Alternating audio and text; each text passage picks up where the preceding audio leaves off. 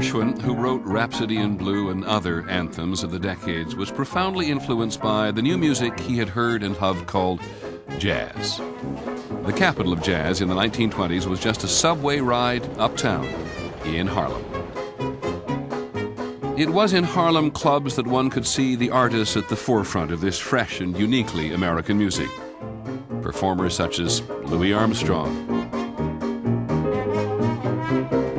Bessie Smith, and a dapper young man named Edward Kennedy Ellington. His friends simply called him Duke.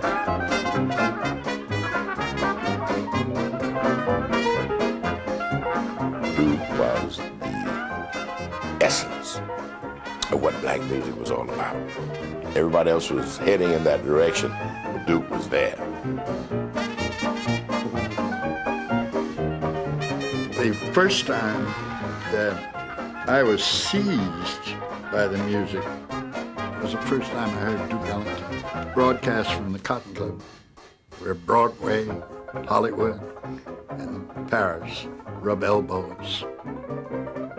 People came from all over the United States to experience what was going on in Harlem in the 20s.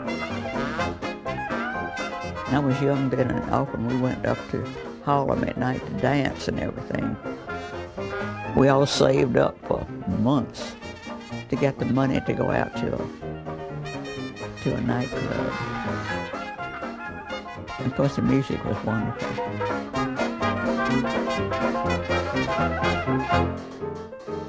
Harlem was contributing more than music to America's new urban culture.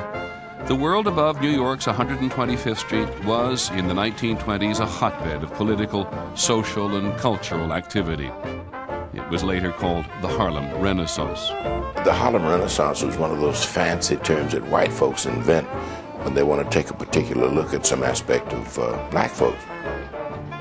I don't think black folks run around saying, well, we're going to have us a Renaissance or something like that, but it was a holiday of the spirit. In Harlem was born this idea of the new Negro, someone who stood up for the Negro, who advertised his and her contributions to American culture, who was proud to be black.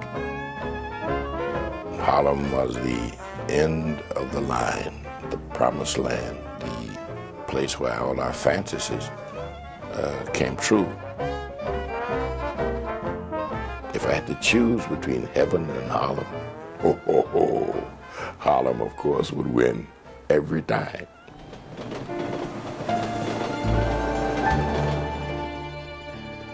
While Harlem seemed a promised land for black Americans, New York's Lower East Side was, for European immigrants, their gateway to the American dream.